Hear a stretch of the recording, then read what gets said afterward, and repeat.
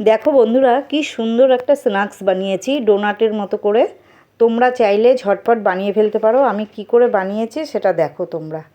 এই দেখো, কড়াইতে জল বসিয়ে দিয়েছি, জলে একটু লবণ দিয়ে দিলাম। জলটা দেখো ভালোই গরম হয়ে এসছে। আমি এখানে 100 গ্রামের মতো সুজি নিয়েছি। দেখো 100 গ্রামের মতো সুজি নিয়েছি। সুজিটা এবার একটু কাই করে নেবো আমি।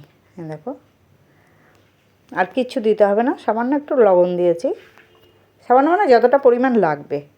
দেখো হয়ে গেছে। এবার আমি ঠান্ডা করতে দেবো। দিয়ে ঠান্ডা হয়ে গেছে। এবার আলু সেদ্ধ করেছি, আলুগুলো আমি এখানে হাত দিয়েই মানে মেখে নিচ্ছি। দেখো যেটা যেটা ভালো, আজকালকার আলু যা বাজে, দাম কত! আর আলুগুলো দেখো সেদ্ধ করেছি হানি, মোটামুটি একটা বড় আলু দিয়েছি 100 গ্রাম সুজিতে। তার মধ্যে লঙ্কা কুচি, লঙ্কাটা একদম কুচি কুচি করে নেবে। আর আদা কুচি দিয়েছি, একটু মুখে পড়বে ভালো লাগবে। ধনেপাতা কুচি দেবে। আর পেঁয়াজ টেয়াজ দেবো না, এটা নিরামিষই হবে। পেঁয়াজ দিলে অতটা ভালো লাগবে না। আর একটু জিরের গুঁড়ো দিচ্ছি, গন্ধটা ভালো আসবে। তোমরা চাইলে চাট মশলা বা চিলি ফ্লেক্সও দিতে পারো।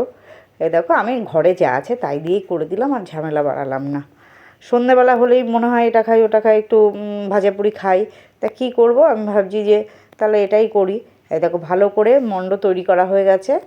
এইবার হাতে নিয়ে আমি গোল করে চাপ দিয়ে মাঝখানটা আঙুল দিয়েই মানে তোমার দেখো এরকম করে দেবো, ডোনাটের মতো করে দেবো। দেখতেও সুন্দর লাগবে, খেতেও ভালো লাগবে, বেশ ভাজাটাও ভালো হবে। দেখো এরকম সবগুলো আমি করে সাজিয়ে নেব, নিয়ে তারপর তোমার তেলে ভাজবে। দেখো দেখতে কত ভালো লাগছে, দেখেছো? এইবার আমি তেল গরম হয়ে গেছে, তেল বসিয়ে দিয়েছিলাম।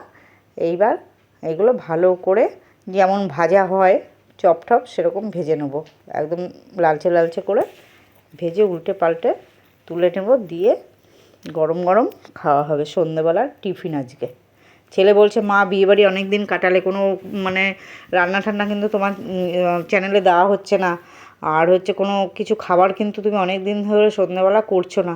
আমি যে ঠিক আছে আজকে এগুলোই করে দিই। দেখো কি সুন্দর হয়েছে, দেখেছো? গোল গোল, দেখতেও খুব সুন্দর হয়েছে, খেতেও খুব ভালো হয়েছে, খাস্তা হয়েছে, বেশ ভালো মুচমুচে হয়েছে।